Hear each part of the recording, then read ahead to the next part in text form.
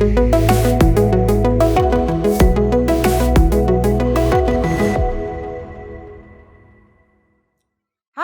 this is Sarah Gouldy with Marketing Success Systems. Today I want to welcome you to Workman Wisdom. Today I want to talk to you about the ABCs of lead follow-up. We as coaches hear all the time, I just need more leads. I could do more business if I could get more leads. And yes, to an extent that's true. But the better way to do more business is to get better at converting the leads you already have. Did you know that 48% of salespeople never follow up with a prospect? And 25% of people stop at the second contact. 12% only make 3 contacts and stop. And only 10% of salespeople make more than 3 contacts. To go with that, more importantly, is 2% of sales are made with the first contact, 3 at the second contact, 5 are made on the third contact, 10% are made on the fourth contact, and 80% of sales are made between the 5th and the 12th contact. Think about that for a minute. If you're not systematically following up with the leads you already have, you might as well be throwing your cash into a 55-gallon barrel drum and just burning it.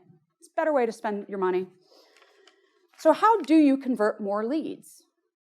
The best way is to not have leads follow through the cracks. Systemize and automate your follow-up process. Take the opportunity for human error out of the system. How do we do that? It's actually really easy. I'm going to tell you all about it right now. First, you categorize your leads. So what we call this is the ABCs for a reason. An A lead is ready now.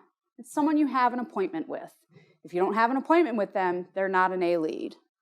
A B lead is someone who's ready in the next 30 to 90 days. So what you do with them is you put them in a follow-up campaign in your CRM, and you call them the first week of the 1st, and the week of the 15th. Your C leads are ready in 90 or more days. Them too, you put on a follow-up campaign, and you call them the week of the 8th. Every time you talk to a contact in your CRM, you should make a note about what you talk about. If you talk about their family, if you talk about a vacation, if you talk about a particular house they're interested in, make a note of it and also schedule the next contact with them. That way, your CRM will work for you. It will automatically tell you a month from talking to John Doe, hey, it's time to call them again.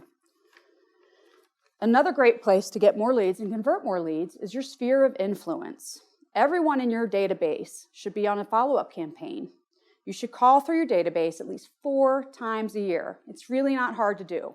You start on A on January 1st, and you look at how many people are in your database, and by March 31st, you should have called them all. They should also be on a follow-up campaign. And if you haven't been in contact with them in a while, that's okay. It's an easy conversation. You literally call them up and say, you know what, I'm really sorry, I've dropped the ball. I just want to let you know how much I appreciate you and your family for the business you've done with me in the past, and I'd like to continue to stay in touch with them.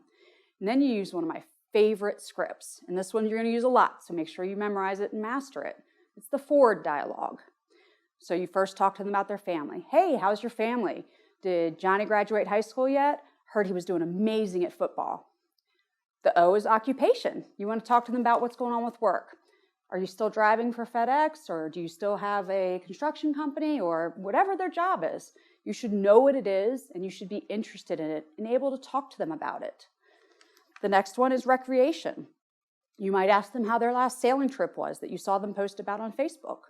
Or maybe you know they're into hiking, and you ask them, what's going on? When's your next hike? Do you have the Grand Canyon coming up? Whatever. Just, again, you need to know what's going on with them. And their dreams. What do you have coming up next? What's your next big, hairy thing you're working on? Is what I like to call it, your big, hairy goals. You can take this a step further and supercharge your sphere by having a select group of your top 50. These are not people you're asking for business all the time. I know a lot of times you hear agents saying, well, I just called them and asked for referrals, and I don't know why it's not working. It's because you've made it about you. And that relationship with your top 50 and with your sphere needs to be about them. It's about developing a relationship, not asking for referrals all the time.